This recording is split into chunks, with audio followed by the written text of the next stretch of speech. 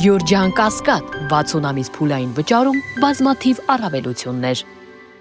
Պարոն Փաշինյան, վերջին շրջանում ձեր հրապարակած տեսանյութերում դուք Բարգավաճ Հայաստան կուսակցության առաջնորդ Գագիկ Ծառուկյանին անվանում եք օլիգարխ։ Սակայն 2018-ի իշխանափոխությունից հետո, որի ժամանակ իդեպ Գագիկ Ծառուկյանը աջակցել է ձեզ, դուք Գագիկ Ծառուկյանին օլիգարխ չէիք համարում, այլ նշում էիք, որ նա խոշոր սեփականատեր է։ Ավելին պնդում էիք, որ Հայաստանում օլիգարխներ չկան։